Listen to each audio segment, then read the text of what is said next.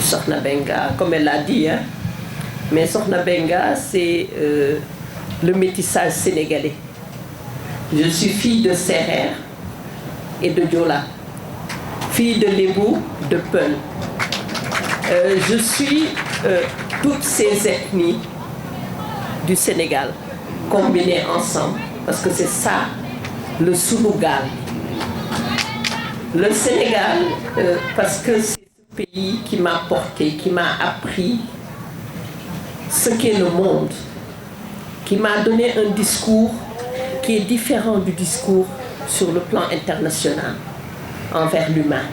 Parce qu'au Sénégal, on dit nit et moi également.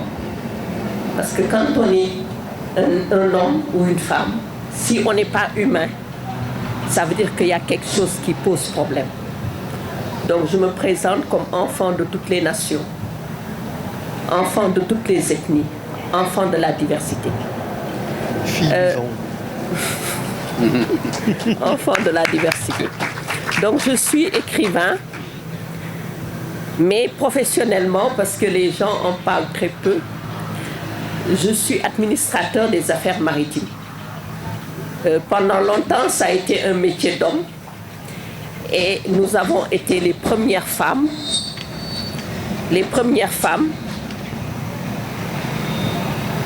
nous avons maritime. Alors que les affaires maritimes ont presque 200 ans d'histoire au Sénégal. Nous avons été les premières femmes AFMAR, on nous appelle les AFMAR. D'ailleurs, lundi, on va fêter les femmes du maritime. Et je suis en fait administrateur des affaires maritimes, à la base juriste spécialisé en droit des activités maritimes, certificat général officer en système de détresse en mer et en fait j'occupe les fonctions de directrice des transports maritimes fluviaux et des ports. Donc c'est un peu mon parcours professionnel. Et à mes heures perdues, je suis écrivain, je suis éditrice, je suis scénariste. Parce que j'ai j'ai travaillé, j'ai écrit le scénario de Lord de Ninkinanka, qui est partie d'un roman. C'est une série qui a été diffusée sur Canal, Lord de Ninkinanka. Et en fait, pour moi, l'ethnie, ma séréritude, souvent les gens me disent, mais tu es Lébou ou tu es Sérère? Je dis, par l'écriture, je suis Sérère. Parce que la majorité de mes 30 romans parlent de la culture sérère, ont des personnages sérères, parlent du Sine de manière directe ou indirecte, ou véhiculent les valeurs du Sine. C'est pourquoi, en fait, les rencontres sur le fleuve sont parties d'un projet qui est, en fait, d'un roman qui s'appelle Wali Nilan. Wali Nilan, le protégé de Roque. Donc, qui est une trilogie qui parle de l'histoire du Sine sur un siècle, entre 1856 et 1952. Et en fait, Wali Nilan, c'est ce qu'on appelle un madak en sérère. C'est-à-dire, on a le saltigué, mais on a aussi le madak. Et le madak, en fait, il voit par les rêves. Il voit par la sensation, par l'impression. Et en fait, on parle souvent du saltigué, mais on oublie celui qu'il est. Et en fait, pour moi, c'était l'occasion de parler du madak. Et en fait, quand je suis arrivée à Foundiougne, c'est là où est née les rencontres, je suis arrivée, j'ai vu le Bouel Mogdad. Et j'étais avec ma mère. Et comme j'étais sur les recherches de Wali Nilan, j'ai dit à maman, tu sais, qui est Sérère, maman, tu sais mon rêve c'est quoi? Il m'a dit c'est quoi? Je lui ai dit c'est de remonter le fleuve Sine et le fleuve Saloum par ce bateau. Et de reprendre, de partir de Fatick, de Kaolack, pour reprendre la route des escales du Nord. Parce qu'avant, les bateaux qui étaient Fatick, Foundiougne, Kaolack et tout ça, venaient à Foundiougne et partaient jusqu'à Caille pour amener les marchandises. Et mon arrière-grand-père était l'un des premiers capitaines de navires noirs qui avait un bateau qui a emprunté cette route des escales du Nord. Et c'est sur cette route des escales du Nord qu'il a rencontré Sokhna Benga, comme elle l'a dit. Hein. Mais Sokhna Benga, c'est le métissage sénégalais. Je suis fille de Sérère et de Diola, fille de Lébou, de Peul. Je suis toutes ces ethnies du Sénégal combinés ensemble, parce que c'est ça le Sunugal.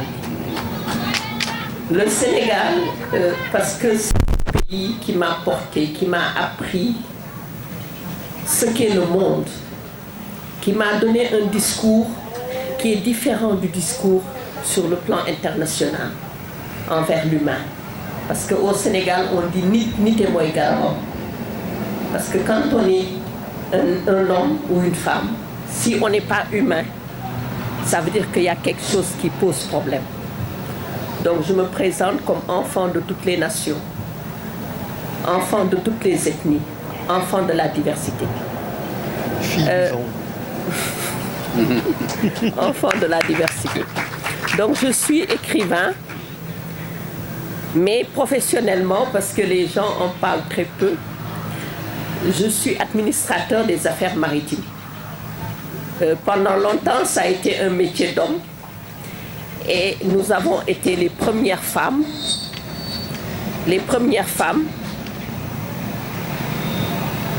Nous avons...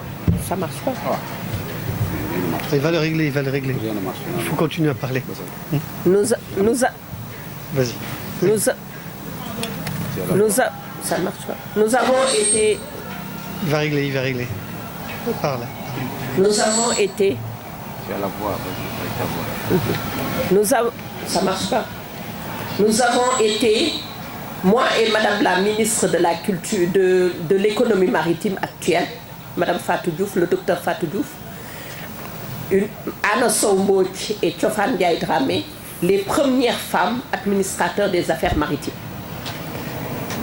Alors que les affaires maritimes ont presque 200 ans d'histoire au Sénégal. Nous avons été les premières femmes AFMAR, on nous appelle les AFMAR. D'ailleurs, lundi, on va fêter les femmes du maritime.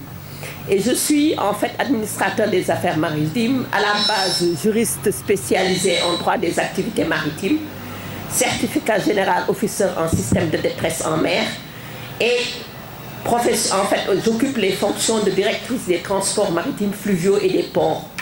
Donc, c'est un peu mon parcours professionnel. Et à mes heures perdues, je suis écrivain, je suis éditrice, je suis scénariste. Parce que j'ai j'ai travaillé, j'ai écrit le scénario de L'Or de Ninkinanka, qui est partie d'un roman. C'est une série qui a été diffusée sur Canal, L'Or de Ninkinanka. Et en fait, pour moi, l'ethnie, ma séréritude, souvent les gens me disent, mais tu es Lébou ou tu es Sérère? Je dis, par l'écriture, je suis Sérère. Parce que la majorité de mes 30 romans parlent de la culture sérère. Ont des personnages sérères, parlent du Sine de manière directe ou indirecte, ou véhiculent les valeurs du Sine. C'est pourquoi, en fait, les rencontres sur le fleuve sont parties d'un projet qui est, en fait, d'un roman qui s'appelle Wali Nilan. Wali Nilan, le protégé de Rogue. Donc, qui est une trilogie qui parle de l'histoire du Sine sur un siècle, entre 1856 et 1952. Et en fait, Wali Nilan, c'est ce qu'on appelle un madak en sérère. C'est-à-dire, on a le saltigué, mais on a aussi le madak. Et le madak, en fait, il voit par les rêves. Il voit par la sensation, par l'impression. Et en fait, on parle souvent du saltigué, mais on oublie celui qu'il est. Et en fait, et pour moi, c'était l'occasion de parler du madak. Et en fait, quand je suis arrivée à Foundiougne, c'est là où est née les rencontres, je suis arrivée, j'ai vu le Bouel Mogdad. Et j'étais avec ma mère. Et comme j'étais sur les recherches de Wali Nilan, j'ai dit à maman, tu sais, qui est sérère, maman, tu sais mon rêve c'est quoi? Il m'a dit c'est quoi? Je lui ai dit c'est de remonter le fleuve Sine et le fleuve Saloum par ce bateau. Et de reprendre, de partir de Fatick, de Kaolack, pour reprendre la route des escales du Nord. Parce qu'avant, les bateaux qui étaient Fatick, Foundiougne, Kaolack et tout ça, venaient à Foundiougne et partaient jusqu'à Caille pour amener les marchandises. Et mon arrière-grand-père était l'un des premiers capitaines de navires noirs qui avait un bateau qui empruntait cette route des escales du Nord. Et c'est sur cette route des Escales du Nord qu'il a rencontré mon arrière-grand-mère, qu'il l'a enlevée parce qu'elle était fille d'un chef de tribu Touareg. Et il l'a amenée ici à Foundiougne. Donc Waly Gnilane est né de là-bas. Et j'ai dit à maman, mais comment je vais faire pour remonter la route des Escales du Nord avec ce bateau, puisque ce bateau est à Foundiougne. Et ma mère m'a dit, prie pour que tu parles de Waly Gnilane, le protégé de Roch, mais prie Dieu pour que ce bateau aille dans le nord. À l'époque, c'était M. Consol qui l'avait. Et j'ai prié sur les rives de Sangomar. J'ai prié tellement fort. Et un jour, en 2003, je me réveille et on annonce à grand tambour que le Boel Mogdad traversait le pont Faidherbe. Et j'ai dit à ma mère, mais maman, il y a quelque chose qui me pose problème. Le Boel a traversé le pont Faidherbe. Il m'a dit, mais c'est ton rêve qui est en train de se réaliser. Alors, essaie de savoir à qui appartient, qui a racheté le Boel. Alors, j'ai demandé à mon patron à laptop, Yerim Tchoub, je lui ai dit, déjà, vous connaissez M. Bancal? On m'a dit que c'était lui le propriétaire. Il m'a dit, oui, je le connais. J'ai dit, mais je lui ai expliqué mon rêve. Et il m'a dit, mais dis-lui, parle-lui de ce rêve. Alors, j'ai écrit une longue lettre à Jean-Claude Bancal. Je lui ai parlé de ce rêve sur les rives du fleuve Saloum, en face de Foundiougne. Et il m'a répondu très simplement, je vous aiderai à réaliser ce rêve. Cela fait 20 ans maintenant qu'avec les artistes et les écrivains, nous remontons la route des Escales du Nord à travers le Boel Mogdad. Et je m'étais dit aussi que vu que le bateau ne descend plus jusqu'à Faidherbe, jusqu'à Foundiougne, il faut trouver le moyen d'inviter ces populations des fleuves à venir rejoindre le fleuve Sénégal. Donc c'est ce qui fait que depuis, on a invité Fatick, puis Kaolack comme ville. On a choisi Fatick et Kaolack comme ville invitée d'honneur. Et depuis, ces deux villes participent aux rencontres sur le fleuve. Et c'est en fait la raison de cette journée d'aujourd'hui, parce que c'est un festival, pour répondre à la question de Omar, c'est un festival pluridisciplinaire qui est une fête de l'éducation et de la culture.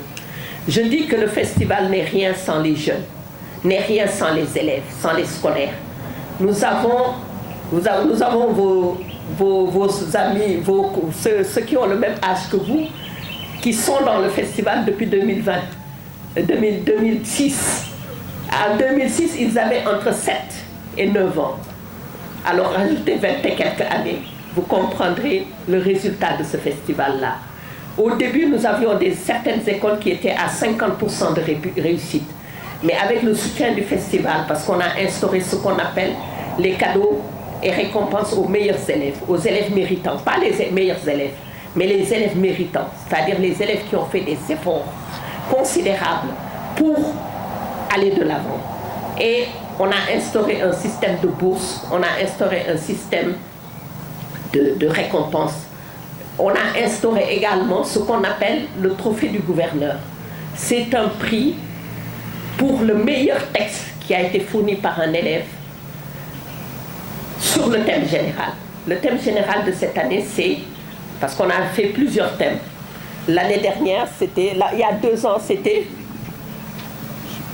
Il y a 2 ans, professeur. Voilà. Professeur, il y a 2 ans, c'était... C'était la culture sous l'angle de la pluridisciplinarité. Voilà. Écologie et transmission. Voilà. Donc, cette année, nous allons parler de ce qu'on appelle la préservation de l'humanité. Et il y a une question qui est en bas, c'est est-ce que cette préservation de l'humanité n'est pas le pacte primordial? C'est-à-dire le pacte qui nous a fait venir sur cette terre, le pacte social primordial.